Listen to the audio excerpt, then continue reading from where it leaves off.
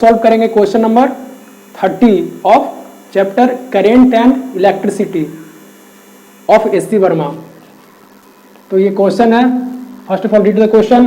Find the equivalent resistance between points A and B.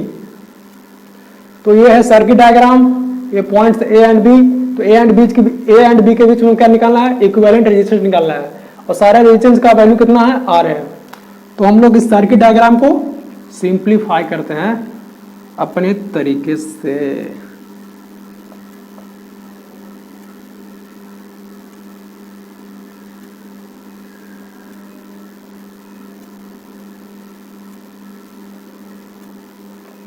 तो ये circuit बन गया इस तरह। ये कुछ बीट स्टोन ब्रिज की तरह दिख रहा है, पर एक्चुअली में बीट स्टोन ब्रिज है नहीं। तो ये पॉइंट हो गया A and this is B.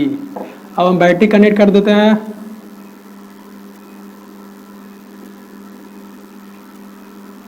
We potential का बैटरी कनेक्ट हो गया, वी पोटेंशियल का, और ये सारा वैल्यू कितना है? R R and R. तो सबसे पहले इस तरह क्वेश्चन बनाने के लिए क्या चाहिए? सिमेट्री। क्योंकि जो सिमेट्री है इस तरह क्वेश्चन को क्या करता है? आसान कर देता है। तो हम लोग सबसे पहले सिमेट्री ढूंढते हैं। तो इसमें सिमेट्री क्या होगा? अगर हम इसमें करंट आई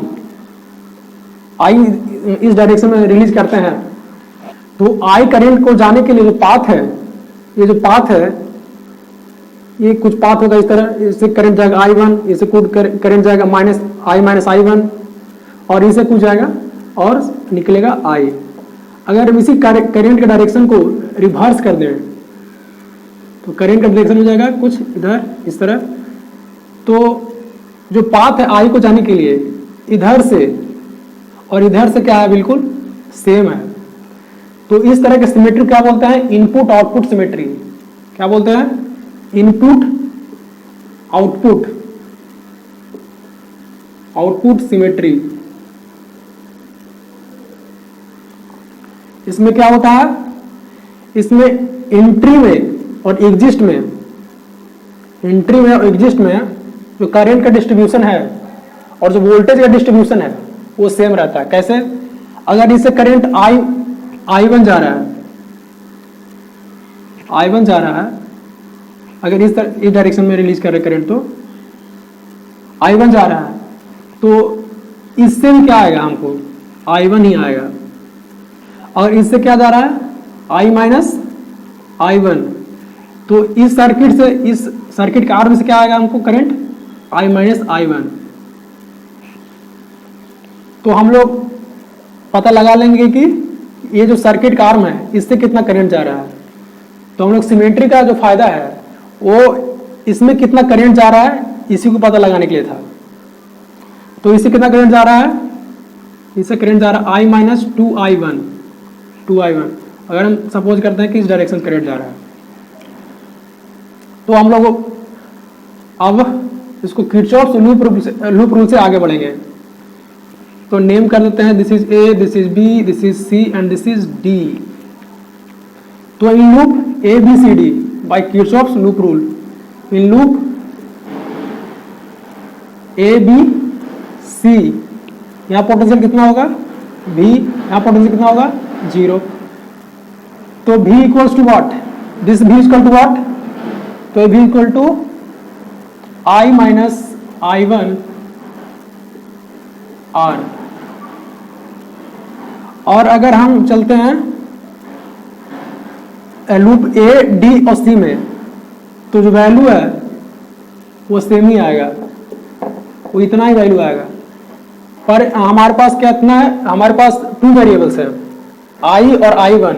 हमारे पास 2 वेरिएबल्स है, तो हमको 2 वेरिएबल्स के लिए 2 इक्वेशन चाहिए, पर इक्वेशन सेम आ रहा है। तो हम एक अलग इक्वेशन निकालने के लिए क्या करेंगे?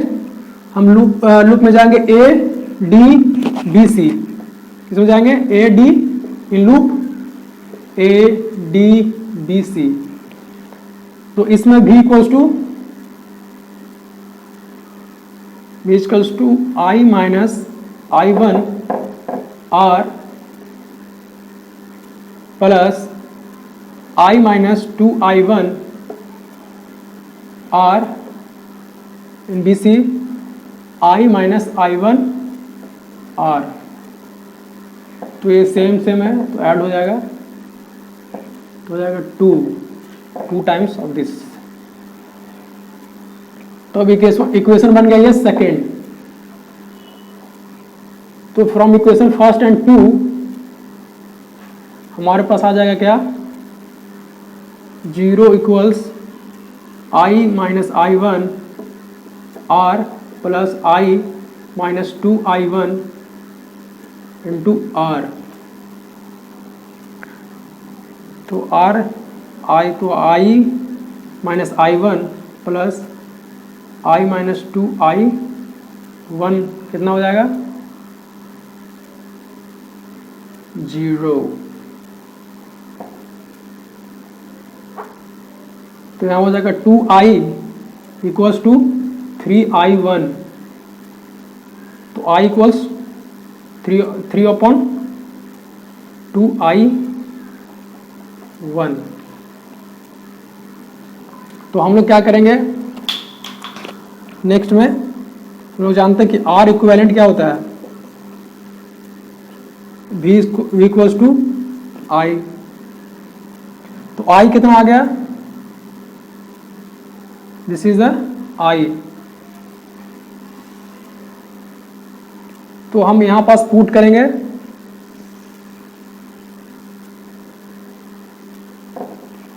I को यहां पास पुट करेंगे हम लोग, कितना आ जाएगा 3/2i1 हो जाएगा i1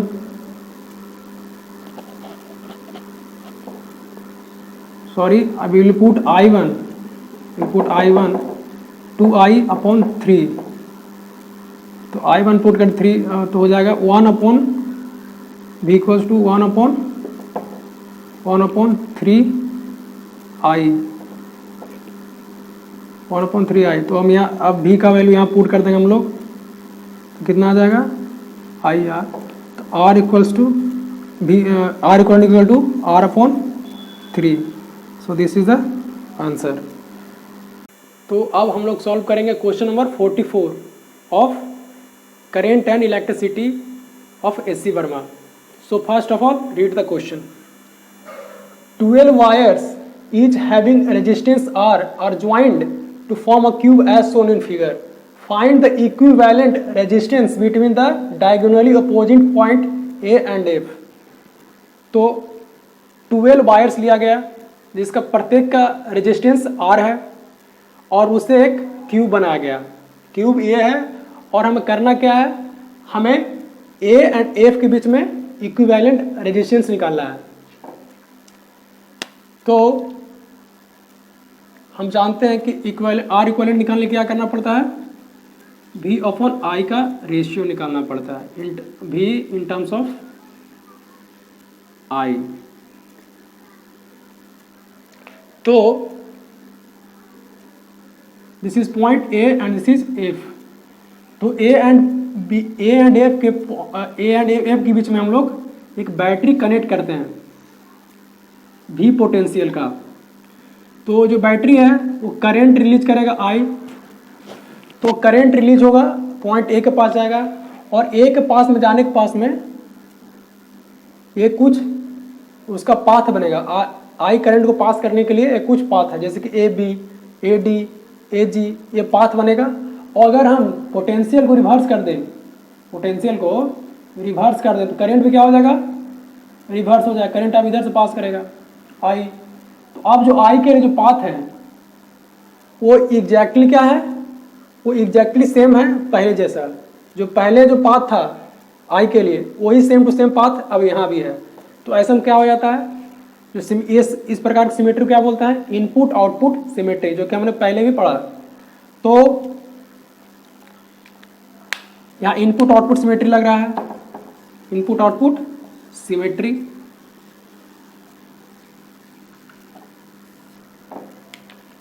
अब अगर I इस डायरेक्शन में जा रहा है I, तो I A पास आएगा, A के पास में तीन सर्किट आर्म है, this is R, this R and this R। तो तीनों का जो वैल्यू है रेजिस्टेंस का वो सेम है, तीनों का कितना रेजिस्टेंस है, आर आर आर, तीनों का आर है। तो ये जो करंट आई है वो इक्वली डिवाइड हो जाएगा तीनों में। कैसे, I/3 इसमें भी, I/3 इसमें भी और I/3 इसमें भी। अब करंट फिर यहाँ तक G पॉइंट पे आता है, तो यहाँ भी सर्किट का जो रेजिस्टेंस दोनों का है, दोनों का आर है, इसलिए क्या हो जाएगा I/6, दोनों में इक्वली डिस्ट्रीब्यूट हो जाएगा I/6। और यहाँ पास क्या हो जाएगा, क्योंकि इनपुट आउटपुट सिमेट्री में क्या होता है, जो एंट्री और एग्जिट पे करंट एंड वोल्टेज जो डिस्ट्रीब्यूशन होता है वो सेम होता है। तो I/3 यहाँ पास करंट आ जा रहा था, तो I/3 यहाँ से भी आएगा, F की तरफ जाएगा I/3। तो हम चलेंगे अब लूप में A/G/H/F। तो by using Kirchhoff's loop rule in loop